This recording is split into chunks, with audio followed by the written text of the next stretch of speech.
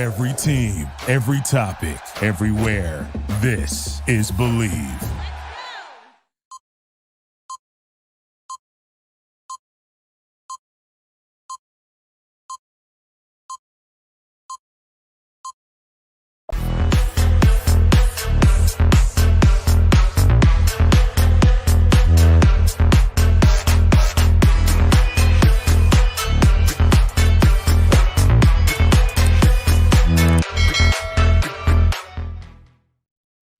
Hello and welcome to a Thursday night edition of the Hoosier Football Tailgate right here on the Believe Network.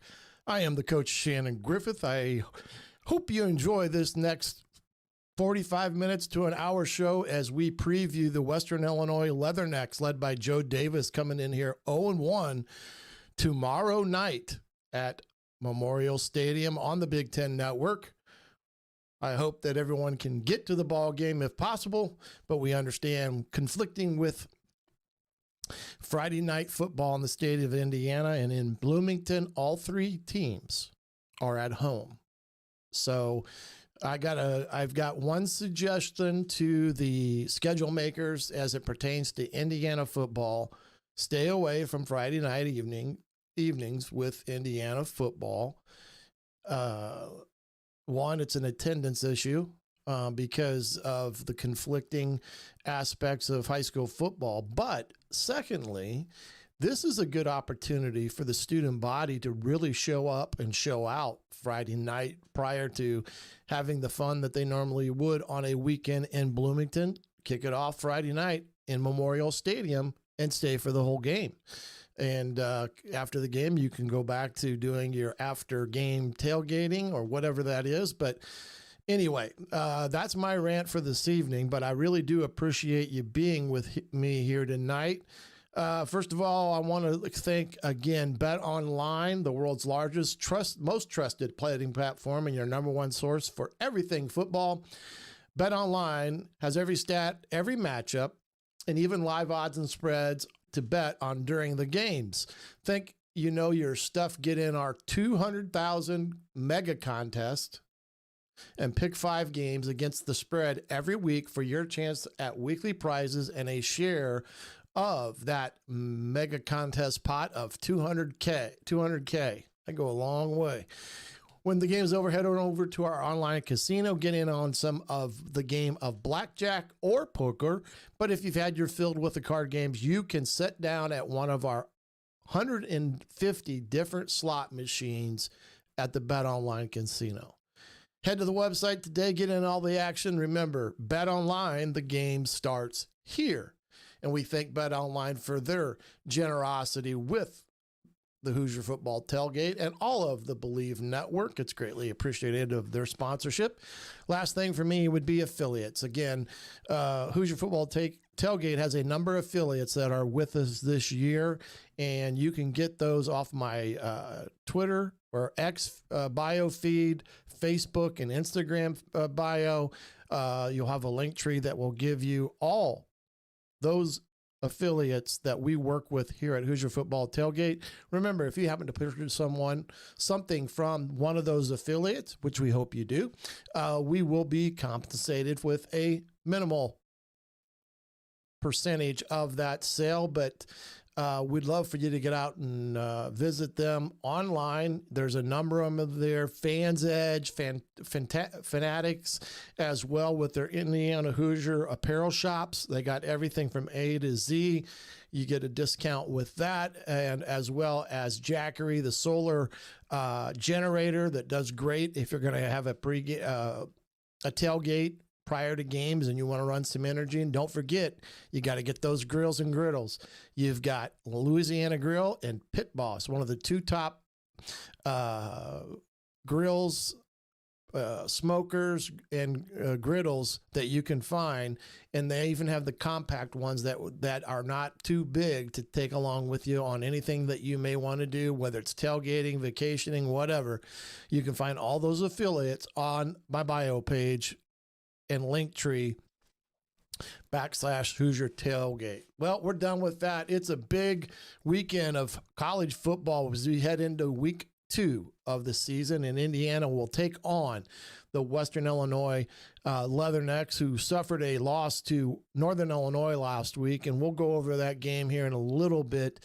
Game got away from them there in about the second half and into the third quarter, victimized by mental lapses and coverage blown, and Northern Illinois had quite a few big plays against Western.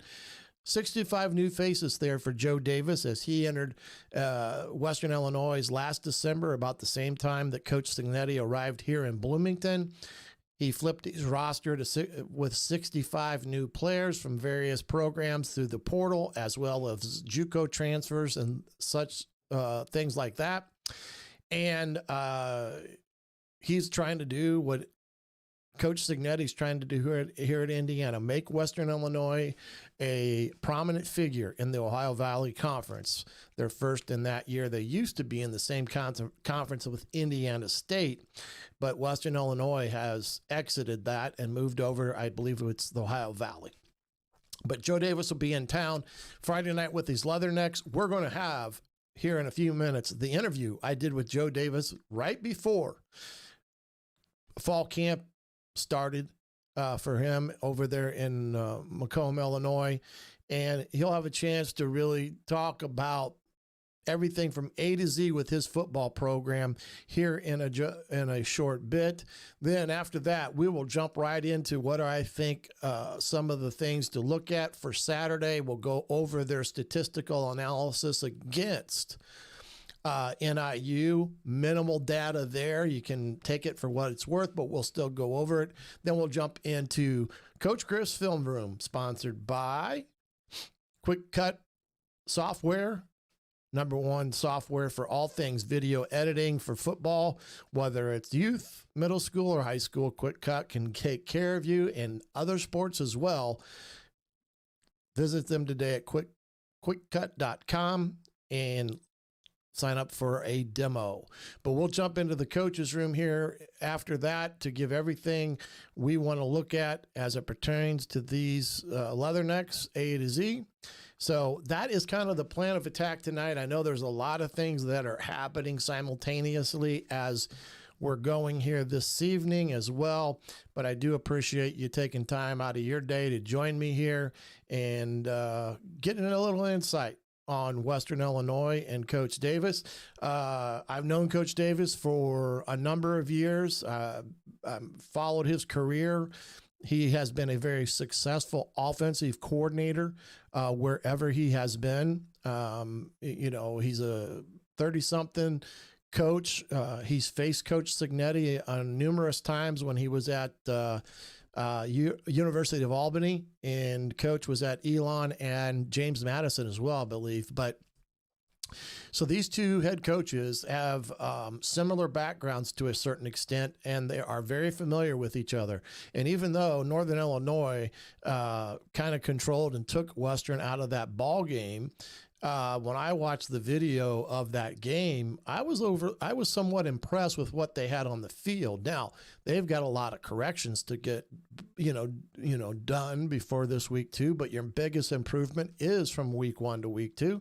And I know what type of coach Joe is, and I do believe he'll have his Leathernecks ready to go when they come to Bloomington tomorrow night and play the Hoosiers. But right now, let's go ahead and get into this interview. This is Joe Davis and myself talking football as we got a chance to talk prior to him starting the fall camp here about 3 weeks ago.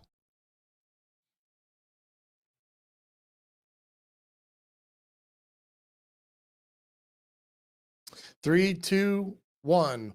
Welcome back here to the Hoosier Football Tailgate right here on the Believe Network.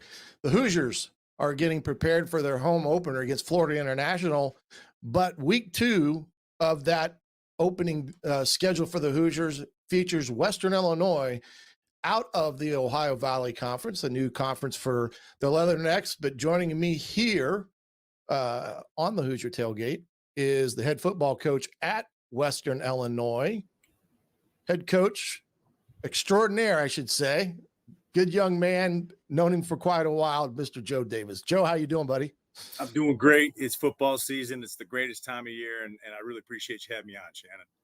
Well, I've been following your career from afar. I think that's what coaches end up doing. And matter of fact, we've known each other off and on for probably the last 10, 15 years of football, as we all live in small circles, I guess you could say. And I've always followed you as a coordinator, which you've done a great job at the places you've been. And you've now elevated yourself in a position to being a head coach. And I know that's always an aspiration of any coach that you ask that is coaching college ball or high school ball, be it any way. But being a head coach, being able to lead your program, you're getting the opportunity to do that now there at Western Illinois. Give me a little bit of background for those that may not know who you are here in Hoosier land. To give them a brief synopsis of you as not only head coach, person, family, and as well as maybe some background offensively speaking. Yeah, well, I've been very fortunate. This is year 21 for me, and I've been really blessed to have coached for and coached with a lot of excellent people, first and foremost, and certainly a lot of great football minds. And as you know, Coach, every stop that you make, you're seeing things that you love and seeing things that maybe you don't love. And all along the way, you're formulating your own philosophy in terms of, how you may run things one day when you're the head football coach. So I really felt like I was ready for this position, and certainly, looking for the right type of opportunity. And I was very well aware of the football tradition here at Western Illinois. In fact, had coached against him when I was a coordinator at Northern Iowa, got my butt beat by a big, physical, nasty Western Illinois defense. And so certainly aware of the type of players and the type of coaches that this place attracted. And was also very well aware that the past few seasons have been tough for the football program, but really looked at this as an opportunity, to come in here and, first and foremost, built a really relationship-driven staff.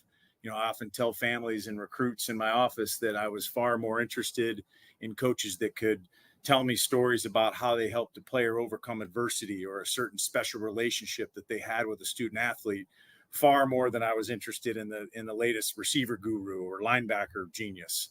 I wanted relationship-driven guys that were in it for the right reasons. That's how I came up. And I do believe that moving into the new conference here, into the Ohio Valley Conference, it's a very legitimate opportunity to win a championship.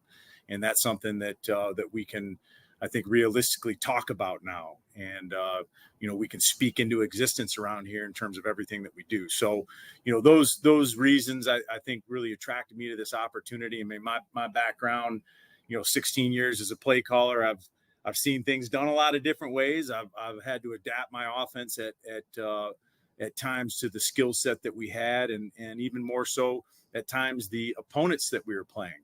So, going to bring a very, very multiple spread advantage-based offense in here. Quarterbacks, I've been a quarterback coach for 20 years. It's other than playing with my daughter's coach, it's probably the thing I love doing the most is coaching the quarterbacks out there on the grass. And I'm not ready to give that up. I'm still going to have a real strong hand in that position and certainly the offense. So, excited about this opportunity, well aware of the challenges that we have to overcome here. And as you know, I think early on here, it's a lot of focus on ourselves and our own team and what we have and what we still have to accomplish, before we take another step and start focusing on opponents. Well, I know that you got a fellow Cardinal over there, and Brad Wilson, who I know quite well, coming over from the University of Indianapolis, where he's had a stellar early young career for him in terms of where he's at in his coaching journey, but put out some top-notch offenses there for the Greyhounds over the last few years. I know that it is an added bonus for you, especially having somebody of that background. And then, of course, somebody that can coach the O-line, one of the most key positions of any offensive line. So I know what you have there as a staff is a very talented group of guys that, are willing to do what they got to do to make things fly there at Western Illinois. The Ohio Valley does have some rich tradition in it over the years. And I can remember playing when I was at Ball State, we played Western Illinois at our place, and I believe we almost got our tails beat, but one of those tough, angry defenses that was there at the time, and this was in the days, there's no NIL or portal or anything. That the portal then was that you could transfer down and be immediately eligible. So you had a lot of D1 talented kids coming into the Ohio Valley or Missouri Valley at that time. I think they had like 7 guys from the Southeast Conference in that year. But what did you inherit there at Western Illinois in terms of depth and everything of that nature? Well, I think the first thing that we identified was just the lack of size and length. And again, it's just at my core to have a very big football team. I use this analogy at times. I've been fortunate as a coordinator to have made the national playoffs many different times at the Division I level, D2 level, and D3 level.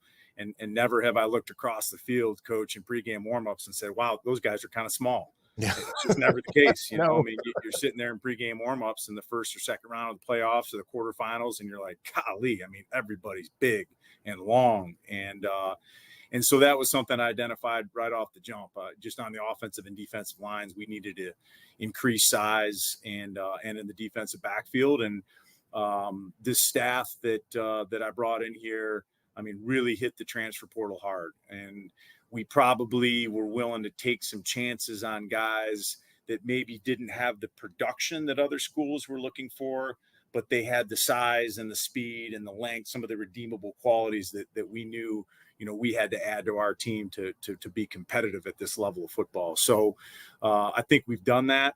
I think for a program that, we probably face, I think rebuild is the right term. We're trying to rebuild this thing the right way. And certainly, Coach, you want to do that thing from inside out. You really want to make a focus on the trenches and put an emphasis on the continuity and the physical and spiritual development of those units and how the team views those units. So, the best teams I've ever been a part of weren't the teams we were scoring 45 a game. It was the teams that we could run it when we had to run it. It's the teams that defensively we could stop the run consistently. And so those are things that are going to be a huge focus for us here early in camp. Yeah, no question. And you build championship caliber teams with a junior, senior, latent team. When you look at your two deep and you've got a lot of freshmen, sophomores, it's kind of hard to win a lot of games when you got youth on the field. But in today's game, I'm not sure that holds true anymore because the portal and everything that's going on there, it's just a different type of game in terms of recruitment and everything of that nature. But the foundation you probably have felt that you've laid this first year because you got hired in January, which is, I guess you classify in today's world late in terms of where you're at in the calendar and recruiting and stuff. Did you find it coming in at that time? You feel like you were behind the 8 ball some, or how did you feel coming in at that point in time? Yeah, I think a little bit maybe with the class of 2024 high school kids. The prior staff had 3 young men verbally committed. We honored those commitments. I was actually hired in December, probably about a week before Christmas. So the positive to that was the small staff that I had assembled at that point, Coach. We were really able to focus on the mid-year transfers. And so we were able to actually bring in here 17 mid-year transfers, which was just monumental, not only from a team development standpoint, but just from a competitive standpoint into spring football. Because now you had numbers, you had some size, you had some kids that played. We took a lot of kids from winning programs. And that showed up right away, in spring football. Certainly not where we wanted to be yet coming out of spring football with depth and experience. And I've said this to some other folks in the media. I do believe that physically we have a very talented team coming into fall camp. But to your point, we don't have a lot of guys that have played a lot of snaps yet. Mm-hmm. And so there's going to be a lot of pieces to the puzzle that we as a coaching staff need to fit here. And the good part about it is where we've come in the last 8 months, like I mentioned, we're bigger, we're faster, we're stronger. Now that football part of the equation's really got to be put together here over the next 4 weeks. Yeah, and we're kind of pre-recording this right before camp starts, and we're going to get into your matchup against the Hoosiers here week 2 in just a second. But let's jump into your schedule, I guess, per se. I mean, you start right off with a couple big games in the sense that you go to DeKalb, play Northern Illinois. a team that I think you're probably very familiar with from your days just being in and around the Illinois landscape there and all your times in the state. You know, when you look at Northern Illinois and what do you preach to your kids when you're thinking about going up against the Mid-American Conference team? Do you look at it as hey, we're just a step away from that type of ball club and it's going to take A, B, and C to win a game? Kind of what's your mindset heading into games with non-conference games that you have this year? Yeah, I'm very well aware our early season schedule is challenging. I don't know how you felt as a head football coach, but in my years, I've typically found that even though sometimes a tough early season schedule can be a little frustrating, I think it pays dividends in the back end, especially if you can keep guys healthy. I've had years where we started the season maybe with not as difficult a schedule and felt great about ourselves early, and it wasn't reality. So we'll find out a lot about ourselves here in these first few weeks. I'm coached against Northern Illinois before when I was at Eastern, and a lot of respect for Coach Hammock and what he's built there. And, in the MAC schools in recruiting, the group of five in the FCS are going to see each other a lot in recruiting.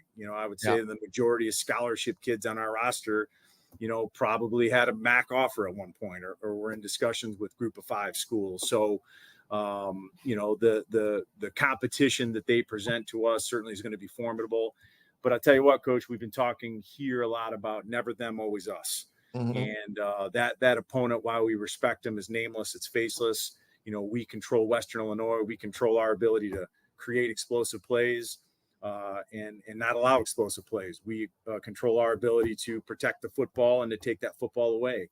And then we control, our ability to create high ground and win that field position or don't allow our opponent to win that field position. So those are the things that are going to be a commonality and a theme for us here over these first few weeks. And when we're ready to switch that card over to Northern Illinois, we'll be ready to go. Yeah. And I guess I should clarify a couple things here. Coming over from Eastern Illinois, you were part of a staff that led a turnaround at Eastern. This was a program that was, in the midst of some, seasons that weren't great. They had a coach that just left and went back to being assistant coach after a few years. And you brought in coach that was the head coach at Chicago University, a D3 school there. He came in and you guys orchestrated one of the better turnarounds, I believe, in FCS at 8-2. If I'm not mistaken. Is that correct? Last year?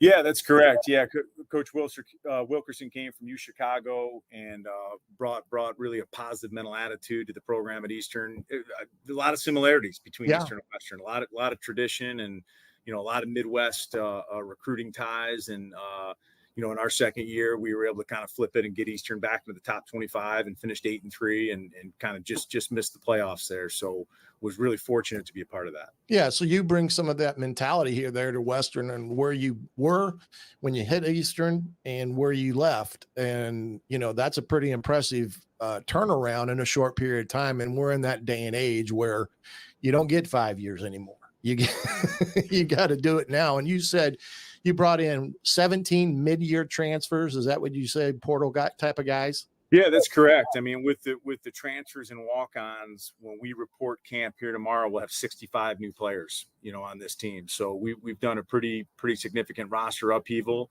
Probably still not exactly where we want to be in some spots. We're going to be leaning on some younger guys here to sort of, hold the line for us. But you've said it, with the portal, it can take away some good kids, but you have the ability to potentially add a lot of value to your roster in this day and age of football. Well, let's talk about that second week game. You're coming into Bloomington, second week of the season, coming off the Northern Illinois trip. Indiana will be coming off their game against Western Illinois. Kurt Signetti, a coach that's been around, kind of his track record in terms of where he's been coming in from JMU, but going to Elon, being at Elon prior to that, he came in and had to upheaval his roster. He tells a story. He had 10 of his starters in the portal when he took the job that he had to recruit back. And then he added additional 30 some odd new players to their roster there at Indiana. And So in some respects, you're facing a team that not too many people will know about, not only from a non-conference perspective, but even from a Big Ten perspective, because a lot of new faces coming in. Tell me about some of the excitements you see about getting an opportunity to go in and coach against a Big Ten football team and take a team of yours, first year head coach, getting a chance to go take them into a Big Ten environment.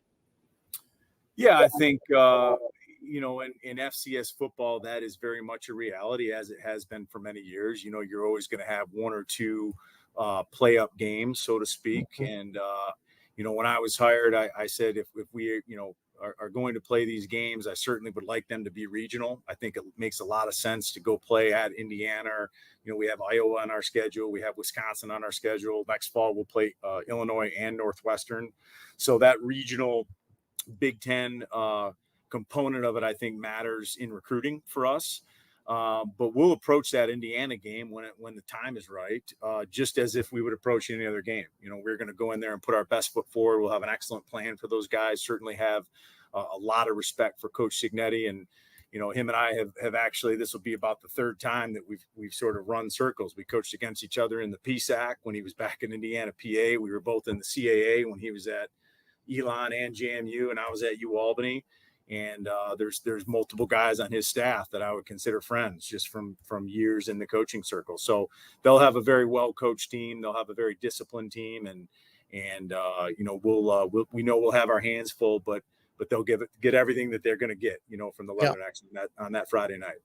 Well, it's interesting because the gentleman that's running their defense there, Brian Haynes, not to brag, but I gave him his first career coaching job at Manchester University, coaching defensive line his first year out of college, paid him a whopping $13,000 room and gave him meal money. So I've tried to get some of that back, but he still hasn't taken my call yet. But it is interesting how you evolve around circles in this college profession. And while this may be the first time you as a head coach taking on Coach Cignetti at Indiana, you're very well familiar with Coach Cignetti, what he's like in terms of what he expects and some of the teams that he's coached that you've gone against.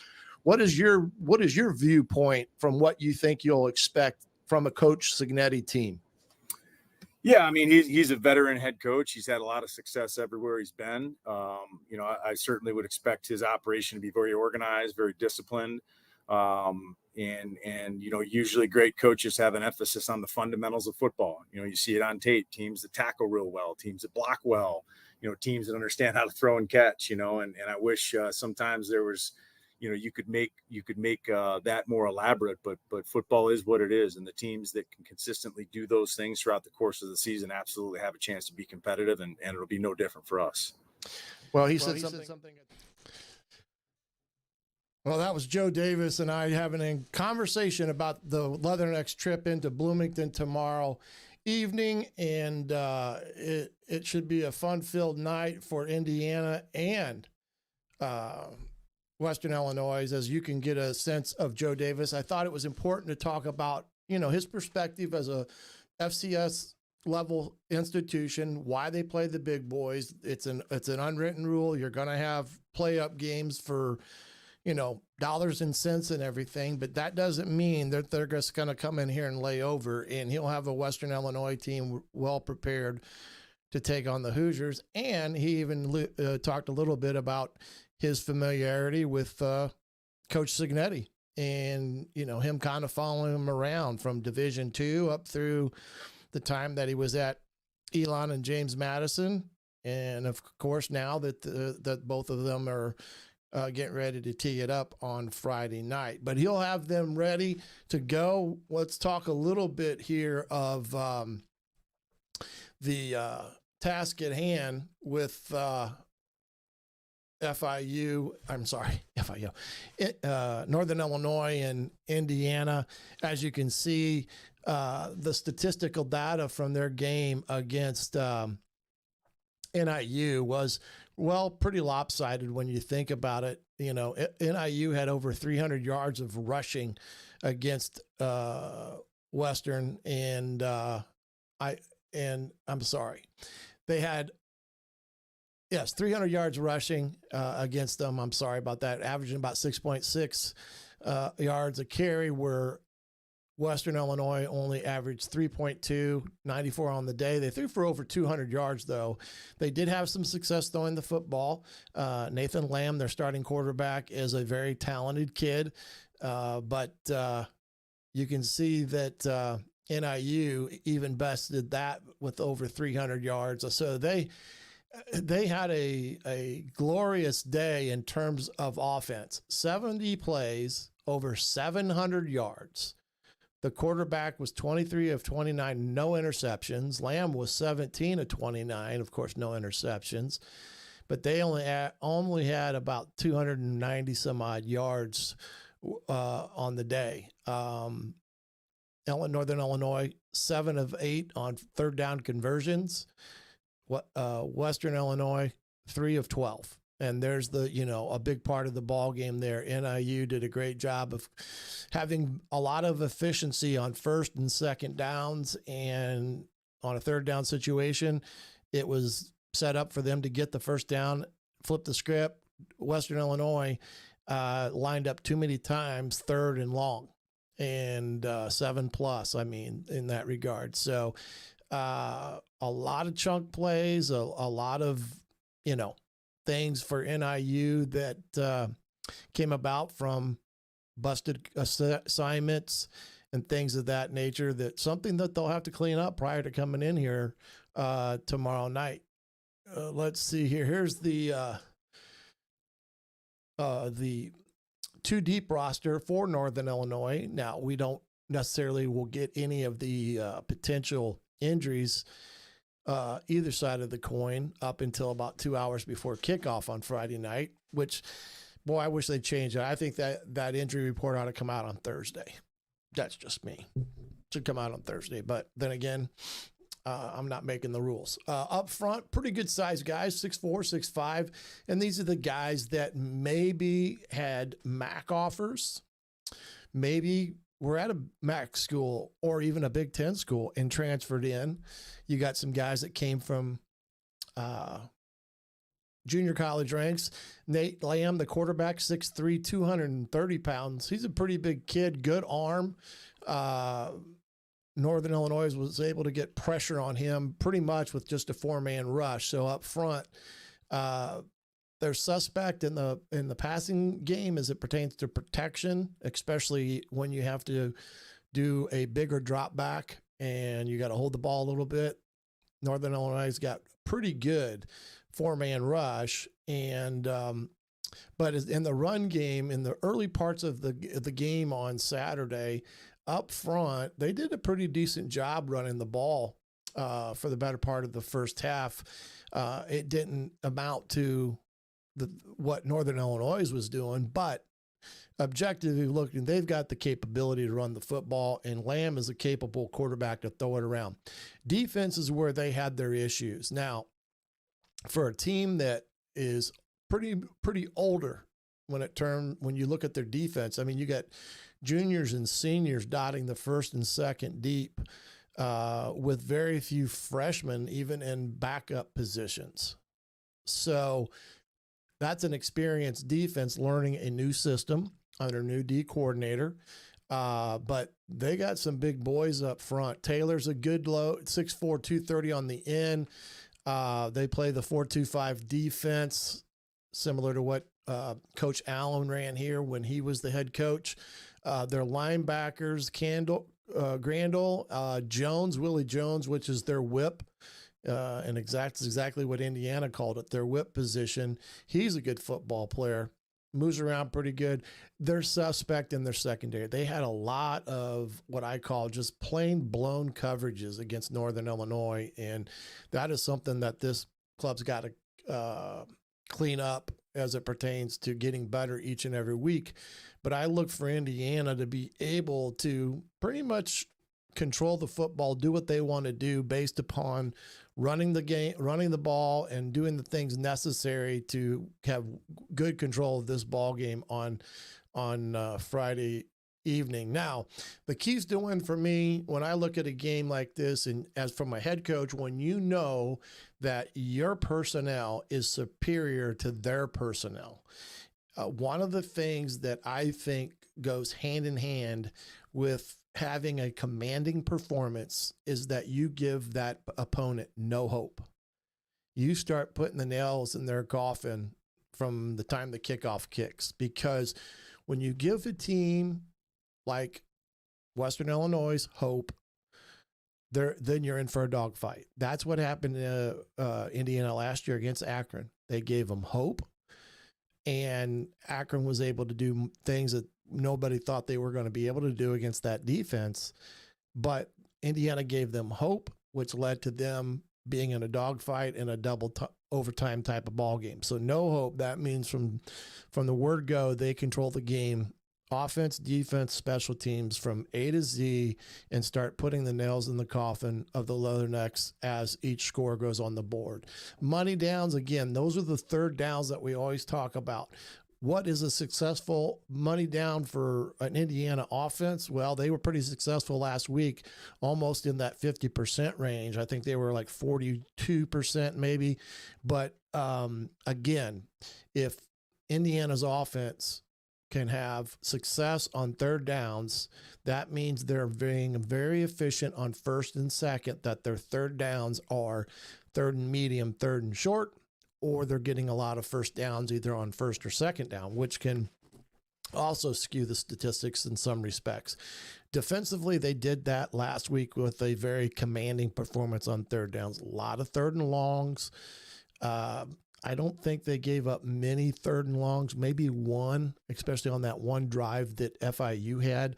But overall, that was a pretty dominant performance in money down situations. And that covers third and even fourth down. Special teams, again, it's early in the season. This is where you cannot have mental lapses. You cannot have a block punt. You cannot have an error on kickoff coverage. You know, things of that nature. You can't kick the ball out of bounds when you're playing an offense that's a little anemic. You got to put them in a hole and keep them down there. But special teams will factor in this game. It always does. And the team that can do it, this is one of those areas. Don't give a team hope. Make sure that you're covering A to Z on your special teams. And then, of course, the last thing in these type of ball games is turnover margin.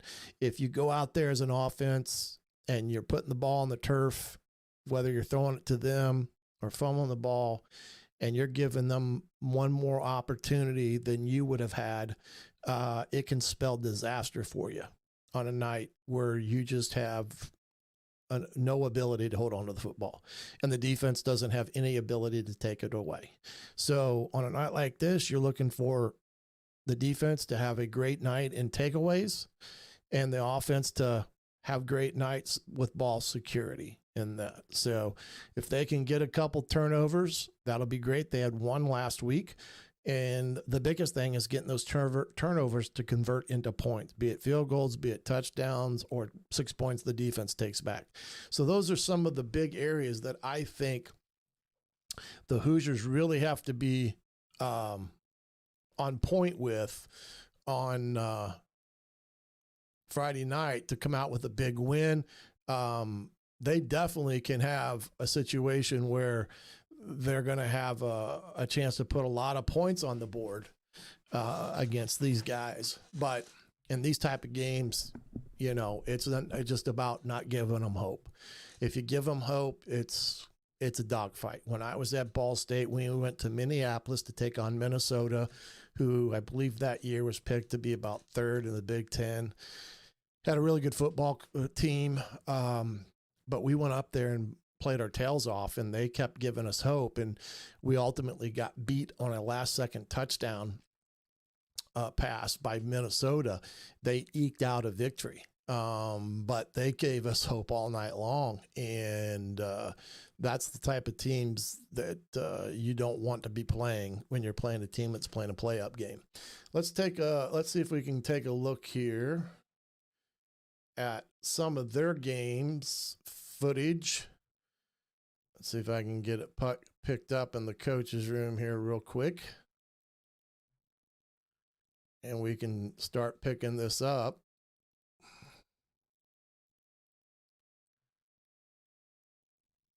Let's get over there where we're sharing it a little bit. Well, maybe not. I don't know what we're doing here. It's because I got it turned off. There we go. Again, this was the TV copy of the game against Northern Illinois last week, where FIU really had a big trouble with this game. They come out the gate 1st and 10, throwing it. You can see he's holding on the ball, and they're bringing a fire off the edge here. And there's just no place to throw the football right now. And they're trying to get this guy here. Let's see if I can do this tonight. They're trying to get him to get over in this area and try to exploit this void over here. That is what they're trying to do. Oops. So that takes a lot of time, and he said, I'm not waiting for him. But this is NIU, basically 5 pressure, getting a lot of good upfield pressure on the quarterback, and this linebacker basically just steps up in his gap and then plants him into the turf in a pretty big hit there. Here's 2nd and forever. Again, this is what Indiana needs to do. Northern Illinois just going with a 4-man rush, playing what we call 2 high safeties, cover 2. And if there are people here that are wondering what, these are the safeties. There's 2 of them, so that's why we call it 2 high. So that's the, big deal about it. And then you've got the corner up, and this corner's outside leverage here. So this could be a combo coverage where this guy's going to drop. He's got quarters. He's got that half. He's got this quarter, and they're going to play a true cover 2 over here with him coming, with this guy looking to come off the hash. So that's what you get with that coverage from NIU on this play. They just go with a basic run play. And again, I went too far. They do a good job of staying in their lanes, and the linebackers get up to that next level and, make the play. And I'm like, here's one of these things here that I'm going to point out. This cat right here, I don't have no idea why he's not blocking this guy.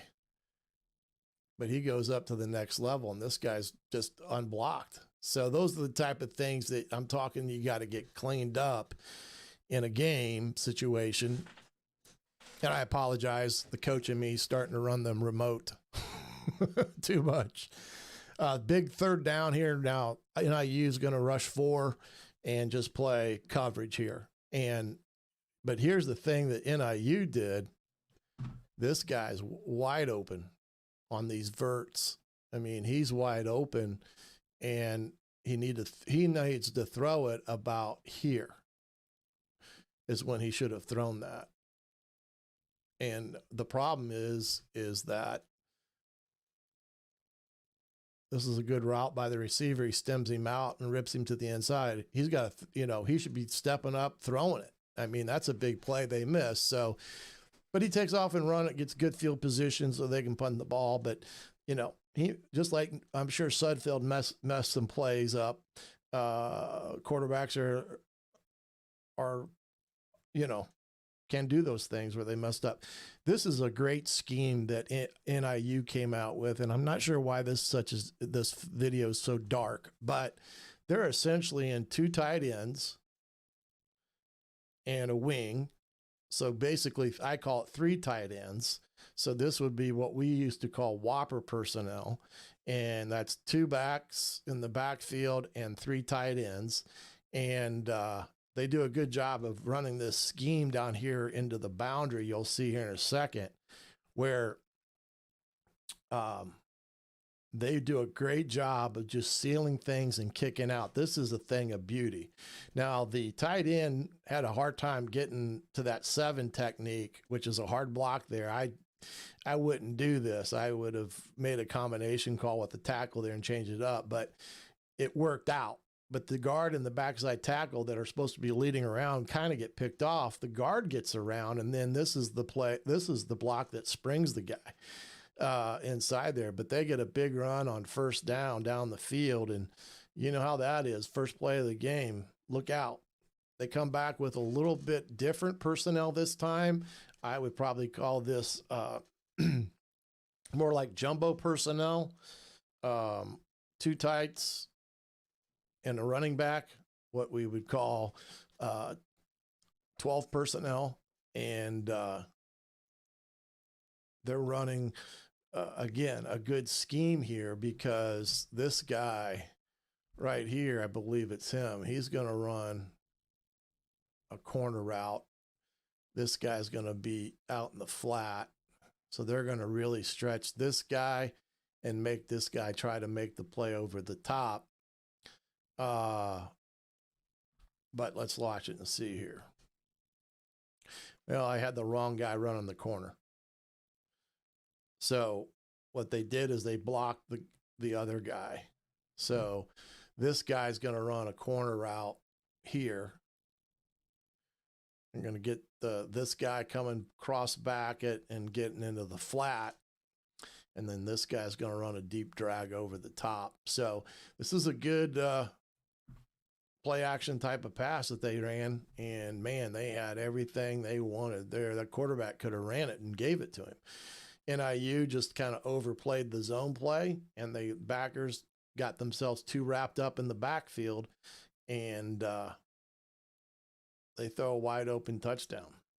So again, you got to be conscious of that in this guard. Here's a new series for them. Again, pretty crafty with their formations. Again, that's kind of Coach Davis and what he likes to do. This is more, probably more or less 11 personnel, 1 running back, 1 tight end, and he's going to be more of a wing, so they can move him each way. So the linebackers have got to be aware of that. They're going to run a little bit like a inside trap type of philosophy. No, or this is more of a power type of thing. And they get a guy coming off the edge. They're bringing 5-man pressure for run, and they rip it right down the hash for a big play. So they can run the football. Again, they stay in the same personnel with the wing, little motion to dress it up. They run their little quick pitch to the outside. They catch Northern kind of getting too far caught in the inside. Good job by the linebacker, 24 here, because see, the guy that's trying to get to him, which makes it hard, is this guy right here. He's trying to get up to this guy, and this guy does a great job of reading it and ripping to the play, and doesn't make the tackle because he misses the tackle. You know, this is one of their misses. This is something that Indiana did not have Saturday. They did not have these yak yards. And this is a good job by their running back getting yardage down the field. I don't have my flip card, but he's one of the good running backs that they have. Again, same personnel. Now, this is something they have to be aware of, because they basically are unbalanced with these guys on the line of scrimmage. This guy's off, so he can come in motion. So now you're gonna get an extra blocker over here. So the defense has to be aware of that and move accordingly. So here they do. They come up, bring the free strong safety down. They switch it to man coverage, and they get ripped. They get in that backside A gap where they're a little weak there. The guard does the good job of comboing up to the next level, getting that front backside linebacker, and they get a nice run lane there down the field. So they're now moving the ball in a 6-6 ball game. They have some bad plays in here that cost them where they got down there, but now it's 3rd and 8. So you got to have a big stop for your defense here. Again, they're now in probably more like 10 personnel. So true 4 wide receivers, no tight ends. NIU looks like they got their rush team coming. They're bringing the edge backer.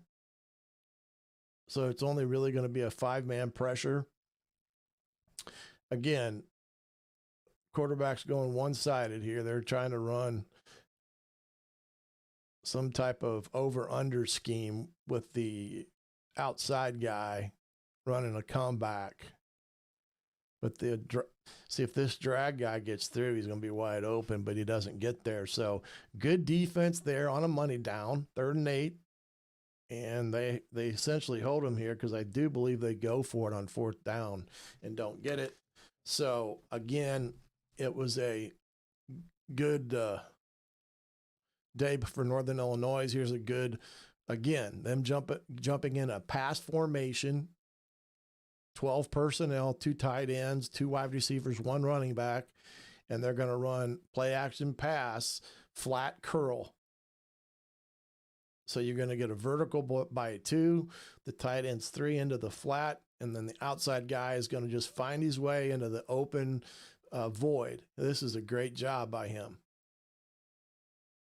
And they're throwing it right over that, behind the ear of that safety drop. And so another great play for Northern Illinois. They get a lot of great stuff in that ball game, and what they like to do as a offense and defense, and they get a big win to start their year in Western Illinois. You can kind of see a little bit of some of their athleticism and what they've got as a team, but it's just not at a level where they can have the consistency that they're going to need to win, to beat anybody. Too many breakdowns against Northern Illinois. Not uncommon on the first week. That's what I like to point out. Coach Signetti, week 1, did a heck of a job with her, and the assistant coaches did a heck of a job preparing that team to play against FIU. And where it was won was in the fundamentals of football, period. They did a great job tackling. They didn't tackle during summer camp. They tackled 1 time.